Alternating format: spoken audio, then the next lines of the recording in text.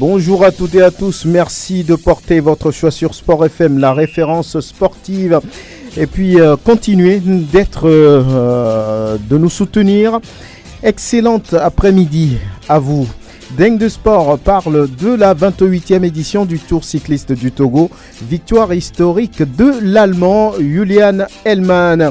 D1 national de football, ASK solidement en tête après la 24e journée.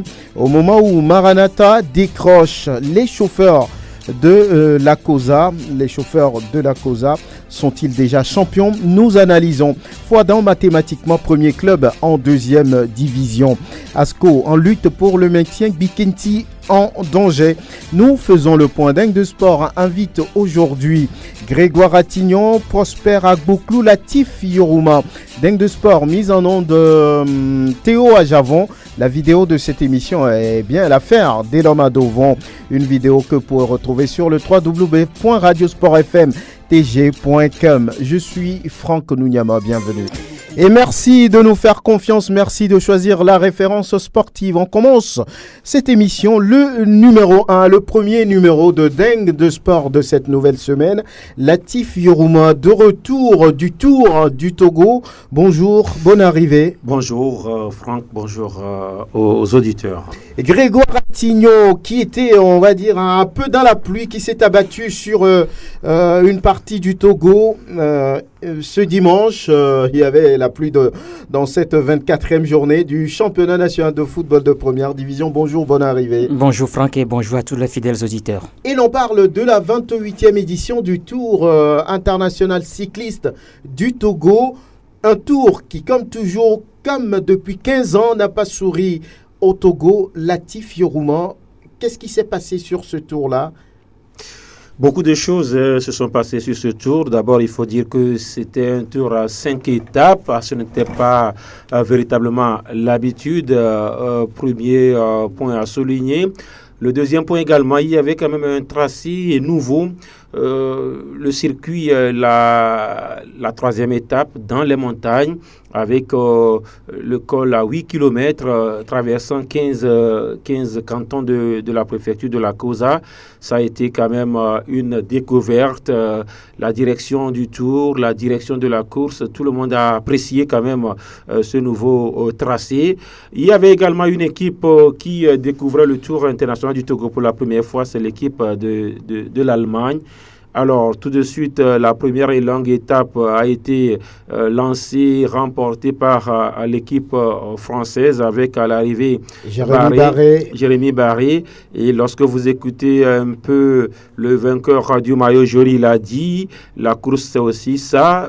Jérémy a gagné la première étape sans travailler et qu'eux, ils se sont neutralisés. Les Allemands et les Béninois et les Burkinabés se sont neutralisés et finalement, c'est le Français qui a eu l'occasion quand même de gagner. Mais déjà, après cette étape-là, il y a eu une deuxième étape moins longue, celle entre Langabou et Sokodé. Et là également, on a vu quand même une rivalité sur le tour, sur la route, mais c'est le Burkina Faso qui, à l'arrivée, gagne l'étape avec un certain Diallo, Sadou, qui gagne, mais qui n'a pas pu quand même enlever le maillot jaune de leader sur les épaules du Français qui l'a gardé, mais qui l'a perdu dans les montagnes. Parce que Barré a perdu quand même tous ses repères dans les montagnes. Il n'a pas du tout existé. Et là, on a vu quand même les Burkinabés également qui sont montés en force, mais avec l'équipe allemande qui a profité. Et à l'arrivée, donc à Kara, à l'arrivée de la troisième étape, c'est l'Allemand qui a réussi quand même à gagner ce maillot jaune-là.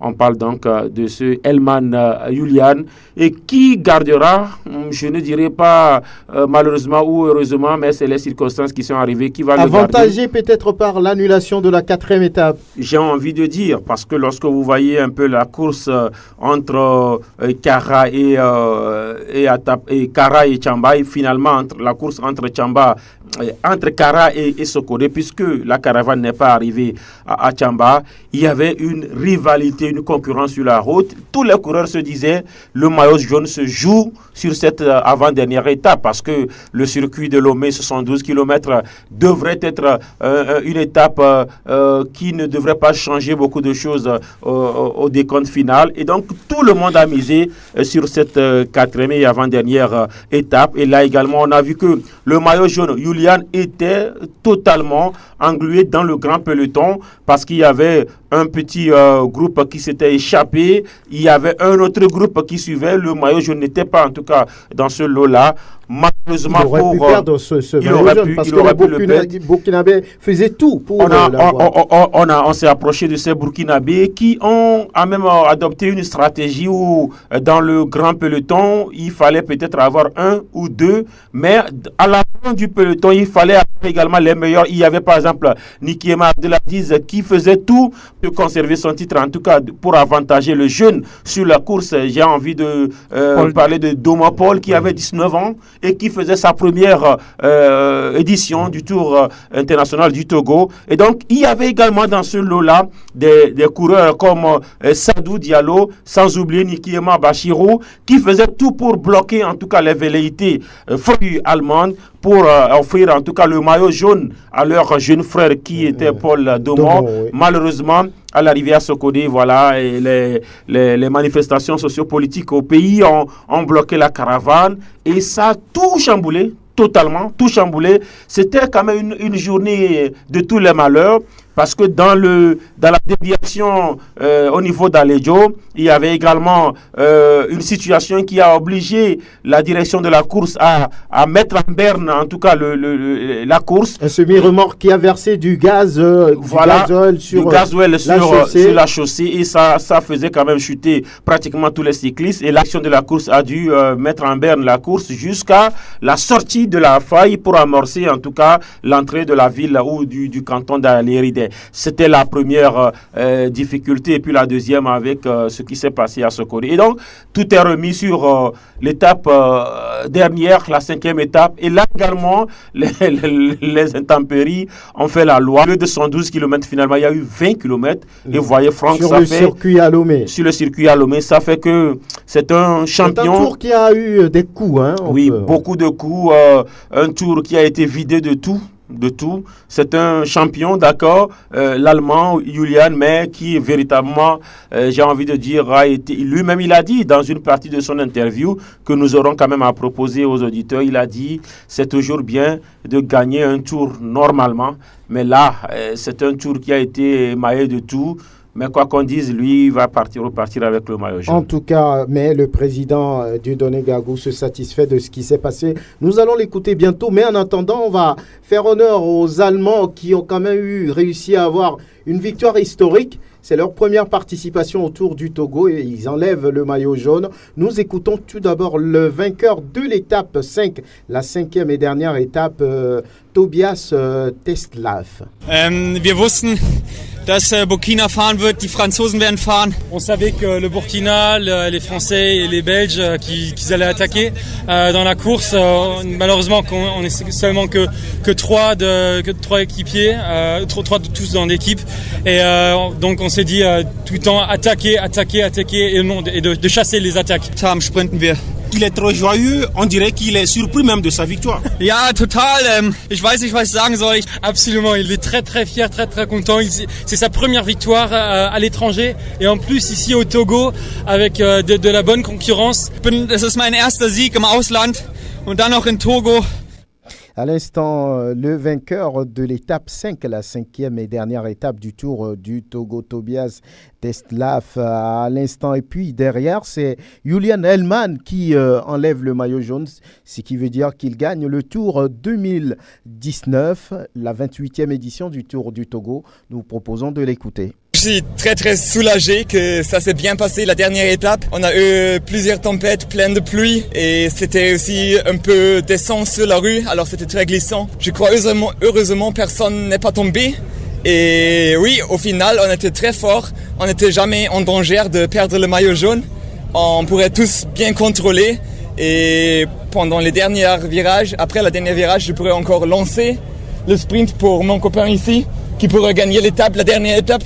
Comme ça, on pourrait gagner le classement général, une étape, 2 fois deuxième place. On est très très contents, mais surtout, il faut dire merci pour l'invitation.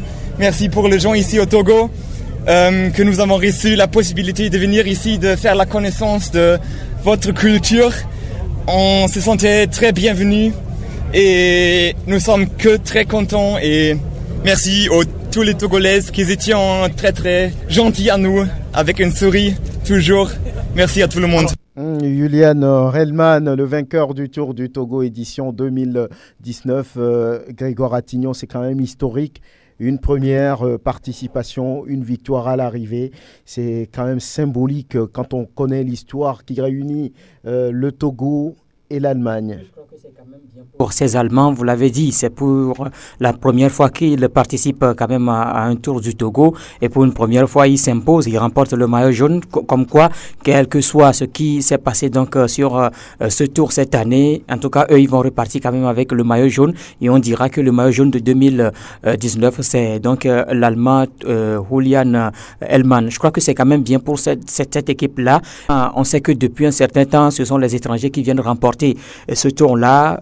Oui, parce que oui, on met beaucoup plus de moyens, on s'organise plus, mieux du côté donc de ces étrangers-là, comme le Burkina, la Côte d'Ivoire n'est pas là cette année, il y a également le Ghana et d'autres pays qui viennent. Donc, je crois que cette année, oui, le Burkina s'est donné. Le Burkina voulait coûte que coûte repartir, garder, pourquoi pas ce maillot jaune. Finalement, cela n'est pas arrivé. Ce sont les Allemands qui le remportent. Je crois que ce n'est pas aussi mal, d'autant plus que ces Burkinabés, on sait de quoi ils sont capables sur ce qui concerne, ou bien pour ce qui concerne les différents tours, que ce soit le Tour du Togo, le Tour du Faso, bien les tours ailleurs, ils s'imposent, ils arrivent toujours à marquer quand même de leur empreinte ces différentes compétitions. Je crois que c'est quand même bien, il faut saluer, mais il faut également saluer la présence de ces Français qui, au départ, étaient là, qui se sont annoncés, mais ouais, au finish, ils ont lâché, ce sont les Allemands qui ont pris. Jérémy Barré, qui a eu le premier maillot jaune, qui a gagné pour la première fois le maillot jaune sur ce tour, a complètement disparu après la 3e étape.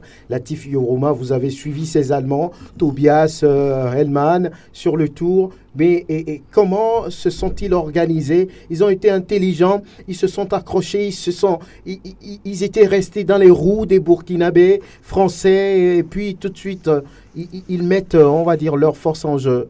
Il faut d'abord préciser que l'équipe allemande n'était pas complète. Elle n'était pas complète. Chaque équipe était en tout cas composée d'au moins 6 coureurs. Et là, ils ne faisaient pas le nombre. Ils étaient 3. Voilà, ils étaient 3. Il y avait quand même des Togolais qui ont couru pour cette équipe allemande. Et sur la route du Tour, nous avons quand même eu dire que les coureurs togolais ont quand même à un moment donné aidé ces Allemands-là, surtout au niveau de l'étape 3, l'étape montagneuse, où à un moment donné, il y a des Togolais de l'équipe allemande qui ont essayé quand même d'attaquer, parce que ce n'est pas souvent évident sur la course. Vous savez, celui qui a le maillot jaune n'attaque jamais. Lui, il peut quand même protégé par ses équipiers. Il peut vous endormir et puis partir en peloton et arriver en peloton groupé, et puis lui, il conserve quand même son maillot jaune. Et donc, à un moment donné, il fallait lancer l'attaque, et c'était des Togolais de l'équipe allemande qui ont essayé de lancer ces attaques-là, et puis après, les Allemands qui étaient beaucoup plus en vue ont essayé de suivre, et l'étape montagneuse a été quand même déterminante parce que les Français n'ont pas du tout existé dans... Tobias et Hellman étaient des grimpeurs, sont des grimpeurs? Oui, j'ai envie de dire, parce que là, ils ont collé quand même le peloton jusqu'à l'arrivée, alors que les Français ont totalement disparu. On a vu, c'est vrai, le seul Français qui a essayé de suivre le rythme, c'était Bousquet Pascal qui a essayé, mais qui n'a pas du tout été au rendez-vous. Et là, ce sont l'équipe quand même de la Belgique qui avait 2 coureurs qui étaient là, qui essayaient quand même de se relayer. D'abord, le Sam van de Miriop qui était là. Il y avait également un autre Allemand qui s'appelait Klim, qui aussi essayait, mais au niveau de la France, ça a été quand même une partie perdue déjà au niveau des montagnes. Maintenant, au niveau du Burkina Faso, c'était quand même l'équipe plus ou moins complète. Les 6 coureurs burkinabés étaient quand même arrivés avec au moins 4 bons coureurs. 4 bons coureurs de vivacité, bons coureurs en sprint, bons coureurs au niveau même des montagnes. Parce que, oui, il y avait de l'expérience qui était là. Lorsque vous prenez Minungu Noufo, quand même, c'est le plus ancien des 6 Burkinabés qui était arrivé. Il n'a jamais été au devant de la scène sur le long du tour, mais est resté toujours dans le peloton. Parce que justement, à un moment donné, il faut essayer de retenir certaines valeurs des autres équipes qui devraient arriver. Il y a également un deuxième coureur burkinabé qui a également joué ce rôle-là. Mais les 4 qui étaient là, qui faisaient quand même le job, il y avait les 2 frères Nikiema. Il y a Nikiema Abdelaziz, le vainqueur de l'édition 2018. Il y avait Nikiema Bachirou. Il y avait également Paul qui quand même a été l'espoir, hein, et puis l'extrême jeunesse de ce tour-là, il avait 19 ans seulement, il faisait quand même sa première véritable course au niveau du vélo. Certainement qu'il doit gagner le maillot blanc. Il devrait. Il a fini d'ailleurs deuxième. Il a gagné tous les points chauds de trucs. Il est très bon sprinter. Et puis il y avait un autre coureur au niveau des Burkinabés, un certain Diallo. Sadou. C'était une équipe quand même complète et c'est toute cette équipe-là qui a attaqué au niveau d'abord des montagnes et qui a réussi quand même à plan du français, mais a eu quand même du mieux au niveau de Domon qui était 2e, mais c'est Julian qui a gagné la première place. Mais là, au niveau de l'étape, en tout cas, Kara, Chamba, ça devrait se jouer avec les Burkinabés qui étaient positionnés un tout petit peu. Il y avait aussi un Togolais qui était tout proche quand même de créer la sensation. Lorsque vous prenez le jeune Camille qui faisait partie du peloton de tête jusqu'à l'arrivée à Sokodé, il y avait encore 35 km. Et puis, pour ceux qui connaissent véritablement Chamba, il n'y a pas de montagne au niveau de ce tracé-là. Et donc, lorsque vous êtes un très bon rouleur, vous pouvez quand même tenir la comparaison. Malheureusement, tout est bloqué là. Et cette situation, en fait, a avantagé, il faut quand même avoir le courage de le dire, l'équipe allemande. Et hier, il fallait quand même que les cyclistes se protègent. Il fallait d'abord se battre contre la route, parce que ça glissait de tous les côtés et il fallait aussi voir parce que l'Allemand distançait le Burkinabé de 18 secondes déjà. Il avait 29 secondes de plus que le Belge qui était 3e. Et là, il fallait tout simplement essayer de gérer. Ils ont géré et finalement, ils ont gagné la course. Une course intelligente de la part des Allemands. Alors, il y avait un objectif pour le Togo, gagner au moins une étape. Ce ne sera pas le cas. Les Togolais n'ont pas existé à part Hamza Assoumanou, qui est le champion du Togo. Hamza est arrivé 2 fois. Il était 2 fois meilleur Togolais à la première et à la dernière étape. Walter Mensah également était le premier Togolais à l'arrivée de la 2e et de la 3e étape. Ils se sont quand même partagés ces rôles-là. On a vu, il faut quand même le souligner, le Togo n'était pas au devant, mais le Togolais ou les Togolais n'ont pas abandonné. C'est aussi la nouveauté souvent. Est-ce qu'il suffit de ne pas abandonner? Il faut avoir des tactiques, des stratégies pour pouvoir courir parce que le cyclisme, c'est aussi ça, oui. Les stratégies. Vous savez, le Togo avait tous les soucis avant le début de cette course-là. Le Togo avait un entraîneur, d'ailleurs, qui n'est pas togolais. Le Togo... Il est d'où? Il vient d'où? Je crois qu'il devait être burkinabé, ou c'est un certain Diallo, quelque chose comme ça, guinéen, ou je ne sais pas. En tout cas, il n'est pas togolais. Il est venu dans les dernières minutes? Il était là. Depuis? Il était là. Il a préparé cette course. Lorsque vous avez une équipe à 12 coureurs qui ne s'est pas retrouvée à mise au vert ne serait-ce qu'une journée, alors, l'entraîneur national fait quoi? C'est-à-dire que tous les coureurs se sont entraînés chacun dans son club. Alors, on leur a remis des moyens pour aller se préparer. Il semble que c'était 100 000. Après, on leur a demandé non, ramenez 50 nous aider. Voilà. On va bien préparer pour vous. Et donc, il n'y a pas eu, en tout cas, de préparation d'équipe. Il n'y a pas eu de stratégie de course. Il n'y a pas eu, en tout cas, comment on dit, il n'y a pas eu de consigne d'entraîneur. Le Togo courait dans tous les sens comme cela. C'est un peu comme un chien qui n'est pas préparé pour la chasse. Et donc, la première difficulté, Hamza l'a souligné, même si c'est vrai, il y a certains confrères qui l'ont quand même, qui n'ont pas trouvé bien cette façon de parler parce qu'il y a aussi quand même la communication qui passe par là. Il a dit, mes compatriotes, bien mes coéquipiers n'ont pas l'esprit d'équipe. Ce n'est pas qu'ils n'ont pas l'esprit d'équipe, c'est parce qu'ils n'ont pas été préparés pour une course en équipe. Je vous dis, approchez-vous des Burkinabés. Ils disaient quoi? Nous sommes 3 contre, par exemple, 1. Mais qu'est-ce qui se passe? Quelle que soit sa solidité, quelle que soit sa force, alors, vous êtes à 5 km, le X attaque, il essaie d'annuler, le Y attaque, il essaie d'annuler, il va se fatiguer. Le X revient, il attaque et finalement il va se fatiguer et dans tous les cas, la course reviendra à nous. Mais alors, lorsque vous avez une équipe togolaise qui courait dans tous les sens comme un chien, qui n'est pas préparé pour une chasse, c'est comme cela que ça peut donner. On n'avait pas de stratégie de course, ça il faut quand même avoir le courage de le dire. Nous-mêmes en tant que journalistes togolais sur ce tour, on ne sait pas les spécificités de nos coureurs, par exemple, on ne sait pas qui est grimpeur, on ne le sait pas. On a vu par exemple Hamza, premier Togolais, 12e au général à la première étape. On a vu Walter, premier Togolais, 14e à l'arrivée de la deuxième étape. On a vu encore Walter, premier Togolais, 16e à l'arrivée de la troisième étape. La quatrième étape était annulée. Et on a vu enfin Hamza qui revient à la charge. Il était, je crois bien, 19e. En tout cas, ou 16e, à l'arrivée de la dernière étape. Et finalement, au général, le premier Togolais, c'est la logique, c'est le premier, en tout cas, c'est le champion du Togo 2019. Il est 19e au général, après quand même toutes les étapes. Sur une cinquantaine de coureurs. Mais attention, c'est parce qu'il n'y avait pas de Congolais dans le classement général. Parce que les Congolais qui sont partis avant la dernière étape n'ont pas été classés au général. Et donc, le Togo quand même fait partie des 20 premiers parce que le Congo est parti. L'autre information, c'est que le Niger, qui n'est pas aussi trop bon en vélo, a quand même été mieux classé individuellement que le Togo. Le Bénin a été mieux classé individuellement que le Togo.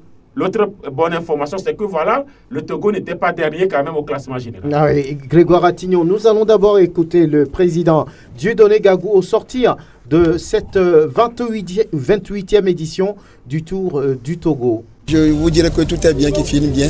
Pour cette 28e édition, nous allons vous dire que le bilan est positif, malgré notre 4e étape qui a été embûchée par une manifestation, qui a été toujours annulée par le directeur de course.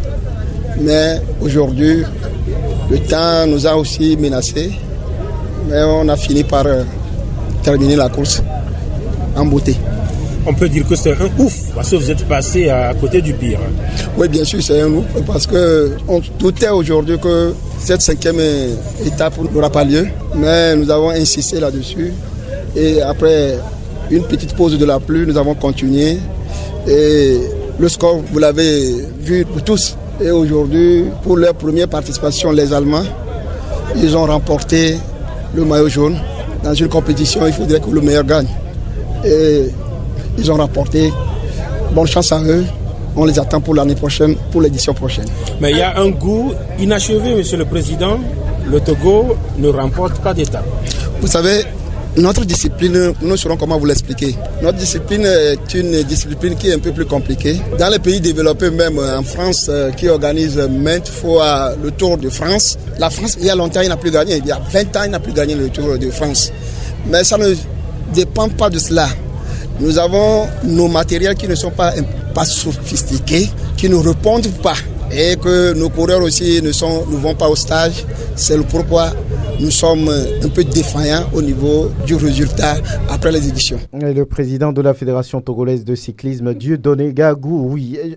On a comme l'impression que c'est le même discours à la fin de chaque édition. Oui, la France qui organise le tour, le plus grand tour du monde ne gagne plus, mais nous n'avons pas les matériels adéquats, nous avons tel problème, nous avons ci, nous avons ça. Est-ce qu'en disant ça, on ne renonce pas Ils ont renoncé même avant le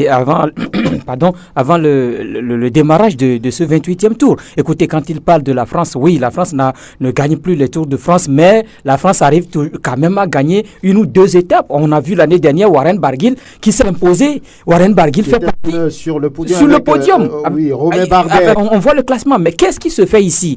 Tout à l'heure, Latifa parlait des préparatifs de cette équipe nationale. Quand on dit que l'équipe n'a pas un entraîneur digne de ce nom, si c'est au dernier moment, la dernière minute que l'entraîneur vient, quand on demande aux cyclistes d'aller s'entraîner dans les clubs, comment est-ce qu'on peut demander aux coureurs d'aller s'entraîner dans les clubs? Imaginez que c'est une équipe nationale qui joue, on demande aux joueurs, non, l'équipe nationale ne va pas se regrouper. Ça ne se joue pas comme ça. Il y a quand même un stage qui est organisé pour ceux-là qui sont sélectionnés. Il y a un championnat qui a été organisé, les meilleurs ont été sélectionnés, il va falloir regrouper ces meilleurs-là. Quand la fédération dit qu'elle n'a pas les moyens et qu'aujourd'hui on dit qu'on a donné 100 000 francs à chaque coureur, on leur a dit après ramener 50 000 francs, mais les moyens qu'on a mis quand même à la disposition de ces coureurs-là, est-ce qu'on ne peut pas rassembler ces moyens pour organiser ne serait-ce qu'une ou deux semaines de stage à ces coureurs-là pour mieux préparer cette compétition? Oui, on sait que l'objectif, on n'allait jamais atteindre cet objectif-là. On ne peut jamais gagner une étape quand on sait qu'on ne s'est pas mieux préparé pour participer à ce tour.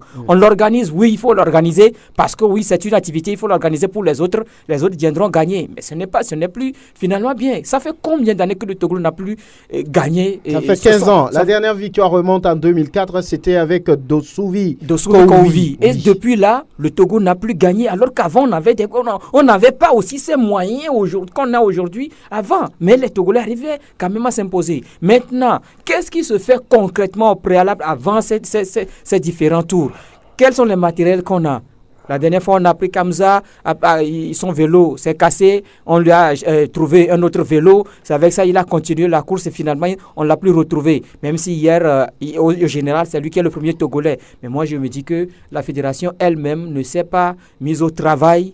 Elle savait déjà que ce n'est pas gagné d'avance et que on ne pourra rien faire à ce tour et qu'elle a déjà démissionné. Et en disant oui, prenez ce sous-là pour aller vous préparer dans les clubs. Moi, je regrette un peu ce comportement-là. Oui, le président dit tout est bien, qui finit bien. Prosper Agbouklou, bonjour, bonne arrivée. Merci Franck. Vous allez bien? Avec la grâce de Dieu. Très bien. Avec la grâce bien. de Dieu. Ok, il a dit aussi que c'est un bilan positif selon lui. Alors, lorsqu'on parle déjà comme ça, on a comme l'impression que l'objectif, chaque année, c'est d'avoir les moyens, organiser les tours, que le Togo gagne ou pas, c'est pas le problème. Oui, Franck, vous avez trouvé c'est conforme à l'idéal. Le tour cycliste n'est pas organisé pour le Togo. C'est une activité qu'on organise internationalement. On sait à l'avance que le tour ne concerne pas le cyclisme togolais. Pourquoi? Il y a deux équipes du Togo. Oui, c'est de la représentativité. On dira tout simplement, vous savez, quand l'objectif c'est d'organiser le tour, on vient et on met les moyens pour organiser le tour et non pas pour organiser le tour pour le cyclisme togolais. Et ça, je crois quand même que nous allons épiloguer de midi à 14h. On en sera là. Le président a dit que le bilan est positif en ce sens où ils ont pu organiser le tour. On a couru le tour en une semaine. On est revenu. Le bilan est là. Les gens, les Allemands ont gagné, les Burkinabés ont bien fait, les Béninois sont dedans. Donc toutes plusieurs nationalités se sont représentées. Et ça, je crois que c'est l'objectif principal. Donc, sinon, pourquoi depuis qu'on en parlait, ces vélos-là, le Togo n'est pas plus pauvre que tous les pays au monde? Quand même, l'Érythrée a des coureurs internationaux. L'Érythrée a les moyens pour acheter des vélos de course. Ils permettent à ces coureurs donc de gagner des tours. Pourquoi pas le tour? Donc je crois que sûrement et certainement, le tour n'est pas organisé pour le cyclisme togolais. C'est une activité et sinon, Latif l'a dit tout à l'heure, on a demandé à chaque coureur d'aller se préparer dans son club. Dans un club, tous les coureurs ne participent pas, qu'on appelle au tour. C'est une sélection qu'on fait pour pouvoir le faire. Donc il va falloir habituer les gens, participer. qui est coureur, qui est sprinter, qui est grimpeur.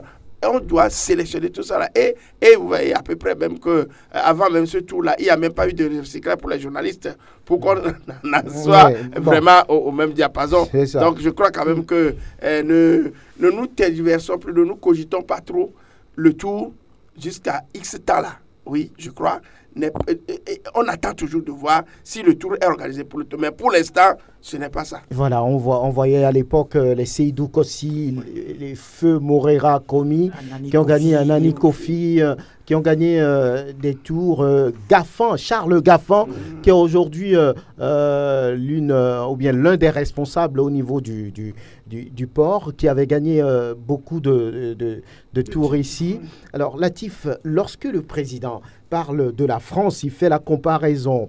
La France, on sait que oui, depuis près de 30 ans ou bien plus de 30 ans, aucun Français n'a réussi à gagner le Tour de France, le plus grand tour au monde. Mais quand même, on retrouve les Français sur le podium, comme Romain Bardet. On retrouve des Français avec le maillot à pois, le maillot de meilleur grimpeur. On voit des Français qui gagnent des étapes. On voit des Français qui gagnent des points chauds. Mais ici, le Togo, personne n'a réussi à gagner le point chaud. J'ai menti? Oui, personne n'a gagné. On n'a pas gagné d'étape. On a dit une étape comme objectif. On n'a pas réussi à l'atteindre. On fait la comparaison au vu de tout ce que vous avez vu sur le tour.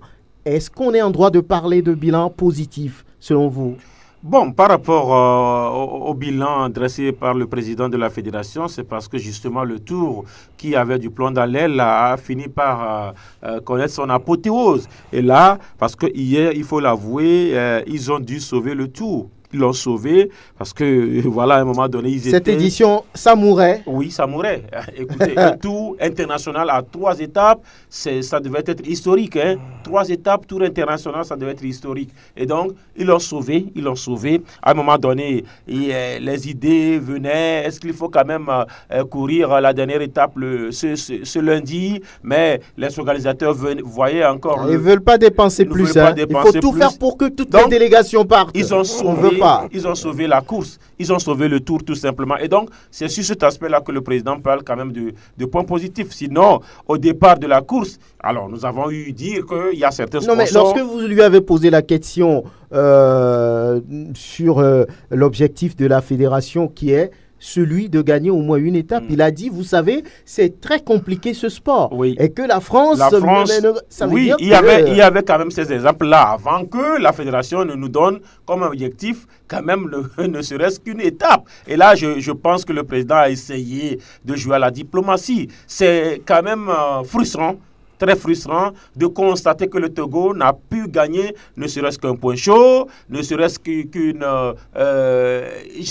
étape. Parce que moi je dis, lorsque vous prenez le Tour de France, le tracé, il n'est pas seulement pour les Français, mais c'est quand même le paysage français. Et donc, il y a quand même des entraînements spécifiques qui se font sur certaines étapes.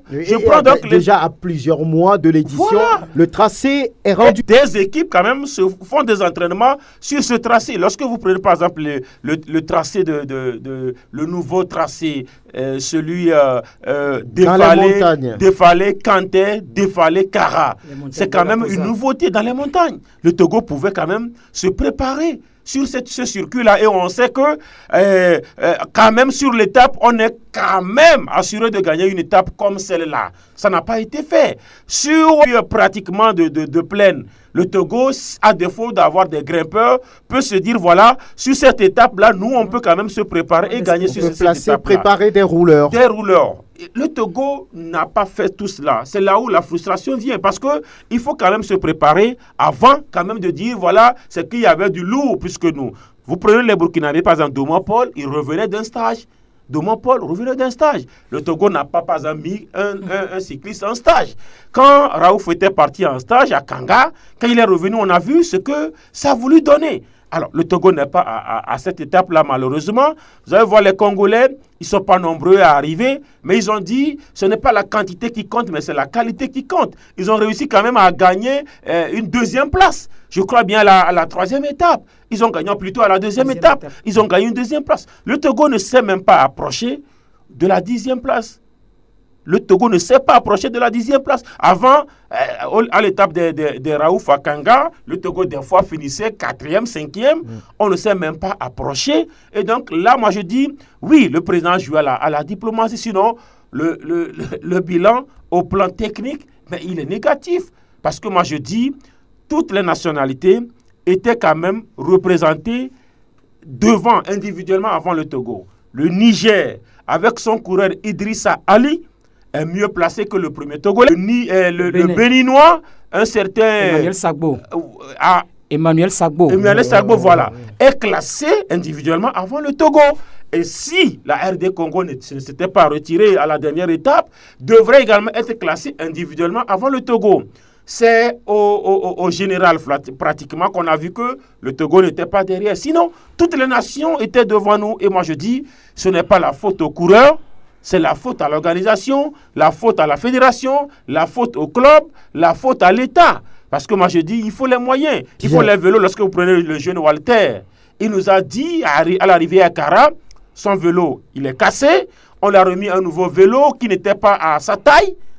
On n'a pas pu régler le vélo à sa taille, mais il a réussi à être le premier Togolais sur les deux. Et puis tous les coureurs nous ont dit, nous courons chacun individuellement.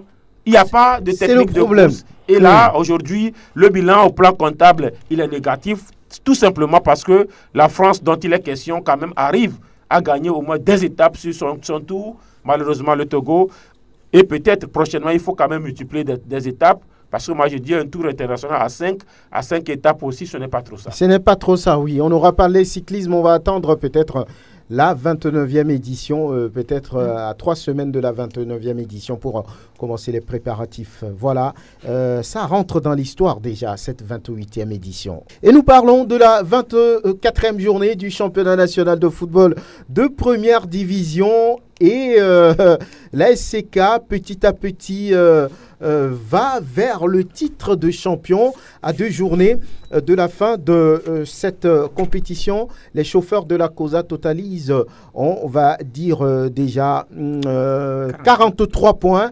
Et sauf catastrophe, ce club qui joue sa 2e saison en première division pourrait être sacré. Nous allons écouter Kassim Gouiazou, l'entraîneur de cette équipe, au sortir de la victoire face à Semassi. Une satisfaction, d'autant qu'on a pu prendre les 3 points cet après-midi. Donc on va continuer à travailler tel que nous, notre slogan, c'est de prendre match par match. Cet après-midi, c'est fini.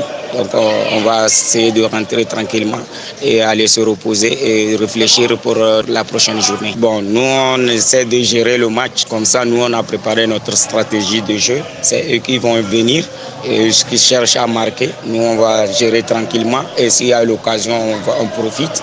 Et c'est ça qui a payé. À l'instant, Kassim Gouiazou, ancien international togolais, aujourd'hui entraîneur de la SCK, et les chauffeurs qui ont confirmé leur suprématie sur les guerriers de Tchaoudjo. Ça fait 4 matchs en première division contre le club de Semassi. 4 victoires, 7 buts marqués, 0 encaissé. Oui, et Grégoire Attignon, est-ce qu'on peut déjà parler de SCK champion ? Bon, mathématiquement, non. Bon, mais ce n'est pas encore fait. Il reste encore 2 journées. Vous savez que en 2 journées, tout peut arriver. Il va falloir que l'SCK gagne son prochain match d'abord. Son prochain match, le match de la prochaine journée, face à l'AS Haute-Terre, il va falloir gagner ce match. Là, on sait que le titre est en poche. Maintenant, il reste encore 2 matchs à disputer cet après-midi, 2 matchs à jouer, surtout pour des concurrents directs. Il y a Sahara FC et puis Dynamique Togolais qui sont en embuscade. C'est vrai qu'il y a Maranatha de Fiokpo a perdu. C'est ça qui permet aujourd'hui quand même à la SCK de creuser encore l'écart en tête parce que oui, son poursuivant immédiat, c'était les messagers des Fiokpo qui ont quand même perdu face à l'autre club de la COSA, 4-0. Donc je crois que la SCK fait un pas de plus vers le titre et est beaucoup plus proche de ce titre-là. Mais ce n'est pas encore fini. Il reste encore 2 journées à faire.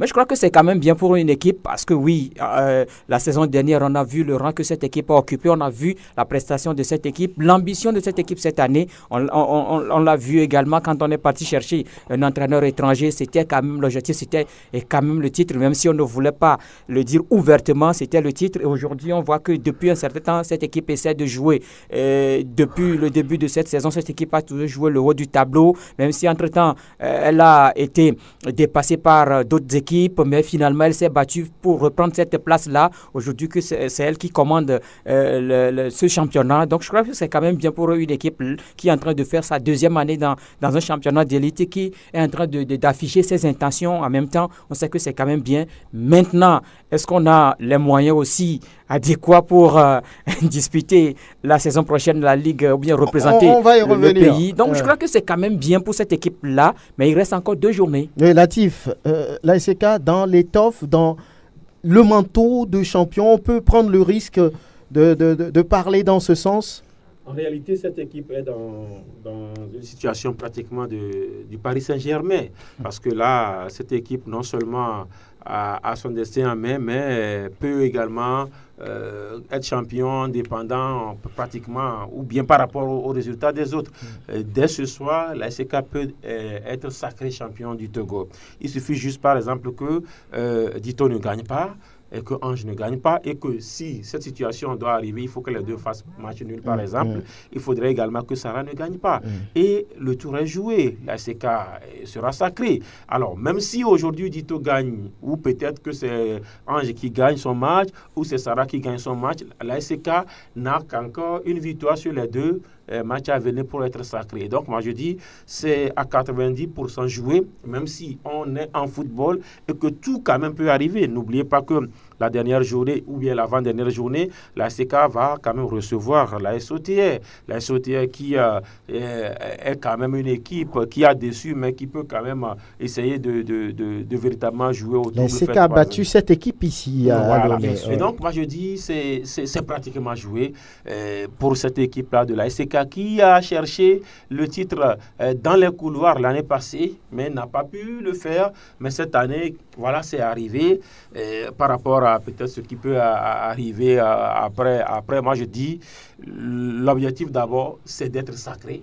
Et l'histoire retiendra que voilà, cette équipe-là, c'est comme Ange en 2012-2013, champion du Togo. On ne va pas effacer cela. Donc aujourd'hui, ASK quand même veut écrire une page, c'est champion du Togo. Après, on en parlera. Voilà. Prosper, vous étiez à Kpalimé, vous avez assisté à on va dire, à l'enchaînement de victoires de Gomido. Pour la première fois cette saison, les Showboys ont réussi quand même à aligner 2 victoires. Hein. C'était pas évident. C'est un club qui évolue en dents de scie. Hier, c'était face à Koroki. 2-1 à l'arrivée.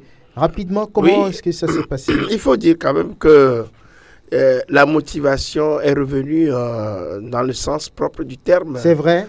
Au niveau de ces joueurs-là, quand vous les voyez jouer, quand vous leur posez des questions, bon, on a semblé voir quand même que cette équipe a de nouveau de la motivation parce que on a vu le match qu'elle a livré hier face à Koroki, qui non plus n'a pas démérité parce que avait posé un jeu de rigueur, un jeu tactique face à cette équipe de Gomido.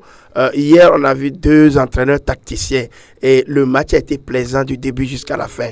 Et on n'a pas perdu du temps. Il n'y a pas eu de il y a eu tout simplement du beau jeu et je crois quand même que Gomido le mérite quand même parce qu'en deuxième mi-temps, c'est elle qui a pris en charge, je dirais, sur le plan offensif des initiatives parce que entre-temps, Koroki en première mi-temps avait laissé tellement de plumes dans la bataille parce que elle avait occupé le milieu de terrain, elle avait tout fait cette équipe de Gomido, mais en deuxième mi-temps, Iko Araoura a retrouvé justement la thérapie qu'il faut pour pouvoir desserrer les taux et quand le deuxième but est arrivé, je crois que Koroki était assommé, complètement assommé, mais elle a fait du jeu. Donc quand même qu'en début de match, Gomido a fait le match rapidement, tout dit mais ça qui a profité donc d'une hésitation. Auteur d'un doublé.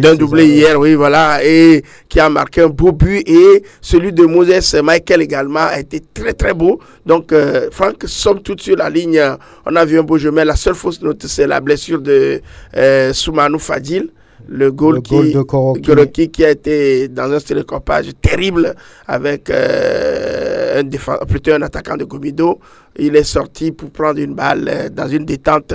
Il a été fouetté. Bon, finalement, je crois qu'il a été transporté au soin. Après, on nous a dit que ça peut aller. Bon, alors, vous avez dit avoir parlé avec les joueurs, que la motivation est de retour. Elle était où avant? On a compris que d'abord, il y avait un discours de vestiaire, celui de Aikoro, qui est venu remotiver les joueurs. Ils nous ont dit quand même qu'ils ont eu qu'on appelle des discussions avec les autorités, enfin le président, que tout a été dit entre eux, la motivation est là, qu'ils ont repris du terrain et que Aikoro là aussi constitue pour eux sur le terrain et en dehors du terrain une motivation de plus. Bon, voilà, c'est ce qu'ils nous ont dit. On va se tourner vers Grégoire qui a assisté à ce match entre l'AS Auxerre et Fouadans. Un match, une victoire non sans peine pour le club auxerrois qui a réussi à gagner 3-2. Oui. Une défaite qui envoie finalement le club de Dapaon en D2. Oui, c'est finalement le constat et on ne le savait pas avant la fin de ce match et on a compris finalement que c'est pour cela finalement l'entraîneur de Fouadans a refusé l'interview parce que là c'est Fouadans condamné. Fouadans va en deuxième division, il n'y a rien à faire parce qu'il reste deux journées avec 6 points, même si Fouadans arrive à gagner ces 2 prochains matchs, ces 6 points, Fouadans ne va pas quand même bousculer.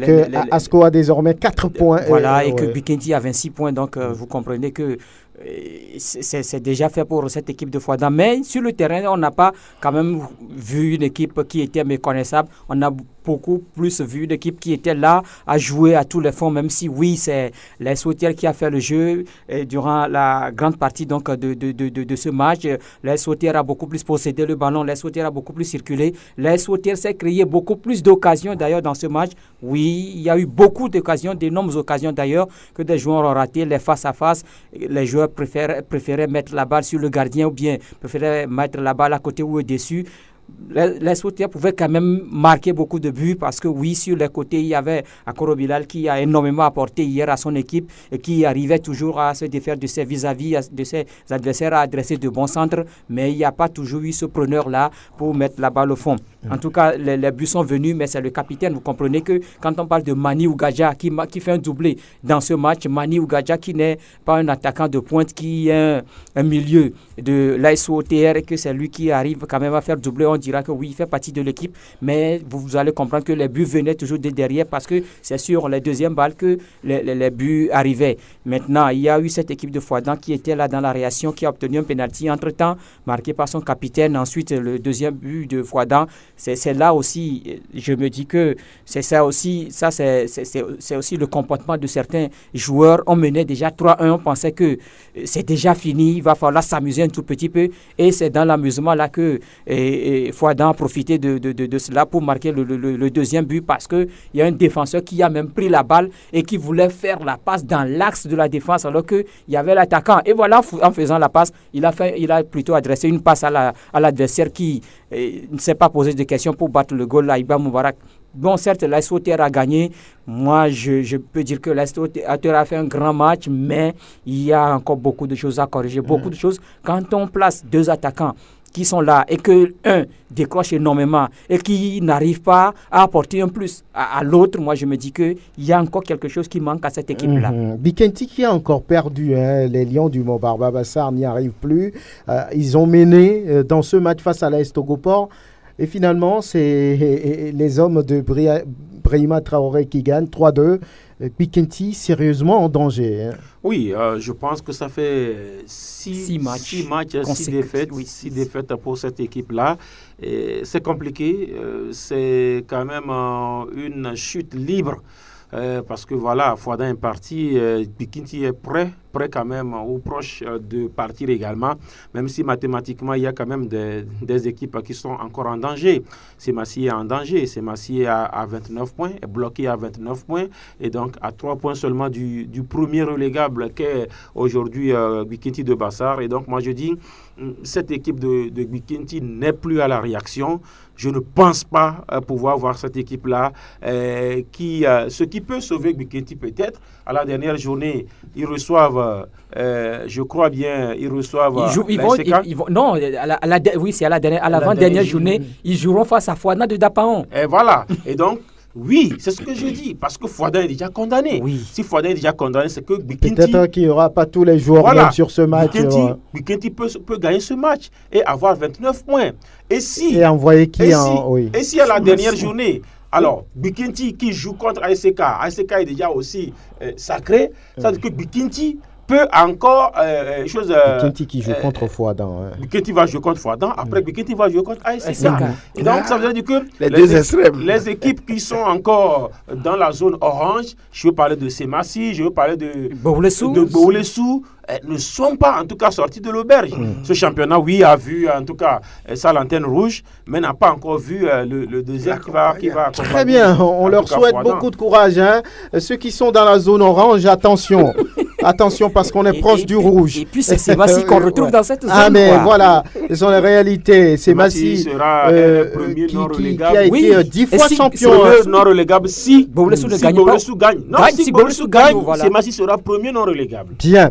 Merci Latif Irouma de retour du Tour du Togo. Merci Prosper Agboklou de retour du Grand Stade de Palimé. Grégoire Attignon de retour du Stade municipal. Merci à Elom Adovon qui a assuré la vidéo de cette émission. Une vidéo naturellement que vous pourrez retrouver sur le www.radiosportfmtg.com. Théo Ajavon, merci. À très bientôt.